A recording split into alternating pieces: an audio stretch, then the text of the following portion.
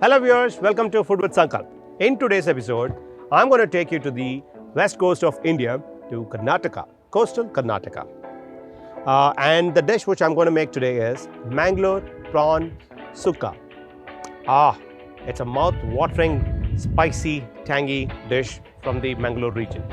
So let's get into the ingredients first. Whole red chilies, chopped garlic, chopped ginger.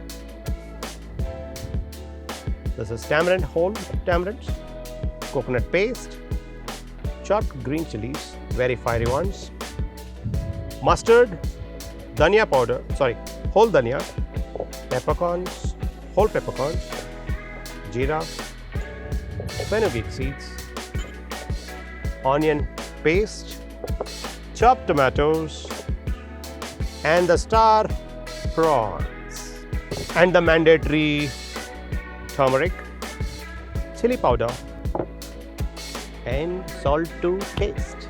So now let's get into the first step of making this dish. That's the dry masala powders. Take 2 spoons of whole dhania, half a spoon of whole peppercorn, 1 spoon of jeera, a pinch of mustard, fenugreek seeds, and 3 whole dry red chilies.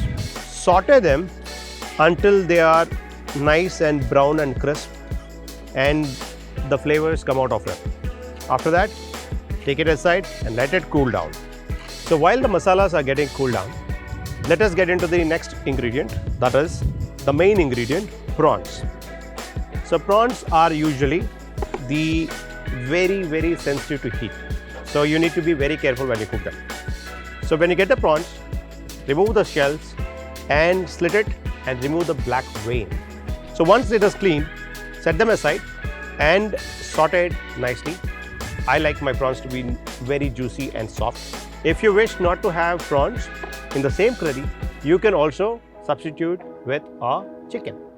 Boneless chicken or bone chicken, that's your choice. So now our dry masalas are cooled down. So they are to the normal temperatures.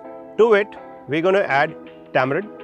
This can be soaked and taken, the pulp can be taken out of it and added to it and then blended, or you can blend it like this as well. And the other ingredient is the coconut paste. So all these 3 go into the blender and make a fine, super creamy, spicy paste which looks like this. This is the popular Mangalore Sukka paste. So our paste is ready. And then now let's get into the cooking of prawns. I'm going to have generous amount of oil to it, and then in goes the prawns. So I'm going to saute the prawns to an extent they become pink and they become curvy. Then I'm going to take them out and leave the water.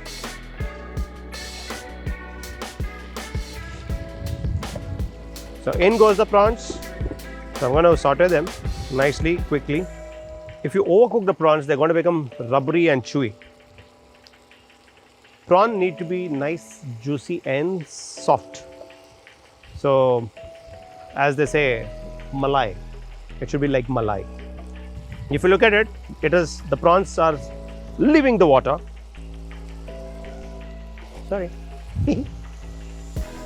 So the prawns are now cooked. So I'm going to take them off the flame, leaving the water.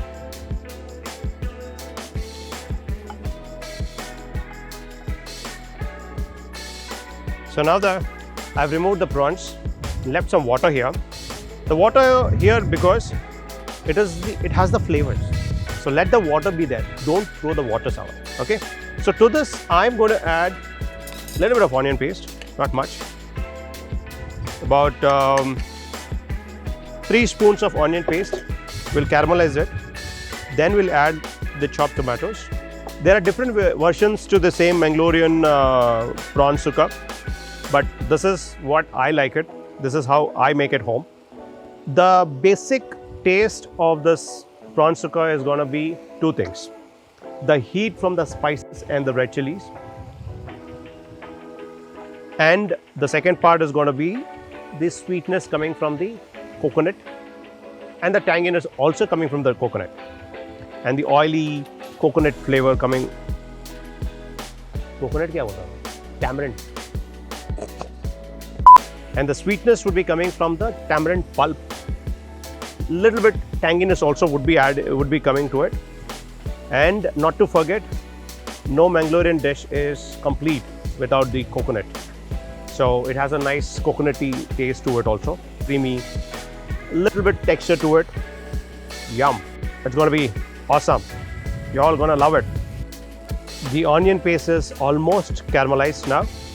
To it, I'm going to add nicely chopped ginger and garlic, chopped garlic.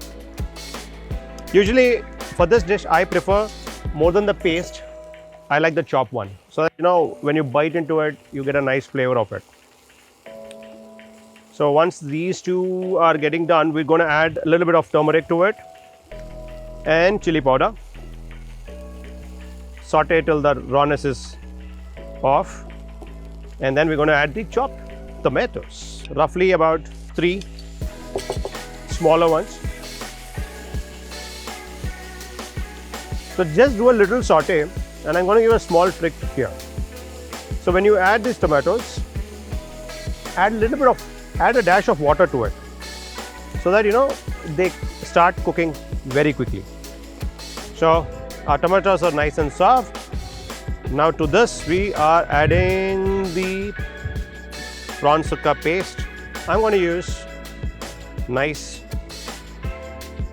2.5 spoons of it. Mix it well. Add a little bit of water so that it comes to a little gravy consistency. Once you see the oil coming out to the sides, you know your base is almost ready. Now I'm going to add the prawns which we have sorted earlier and kept aside, and then thoroughly mix and put the lid on them for about a couple of minutes, and your prawn sukka is ready to go. Look at this, how awesomely awesome it looks. So now I'm going to add salt, swada anusar. Oh my God, look at that. How beautiful it is. Look at that. How beautiful. Caramelized, spicy, tangy, and the most soft prawn sukka is ready for you guys. Look at that. I'm going to do a small plating for it.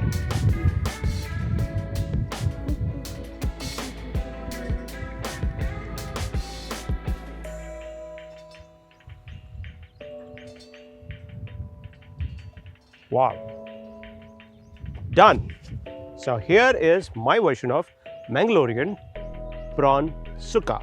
You can have it with steamed rice, roti, or neer dosa. Yeah, it's going to be amazing. Until next time, do subscribe and like, and let me know any other dishes you wish for me to cook for you guys. Thank you. Bye-bye.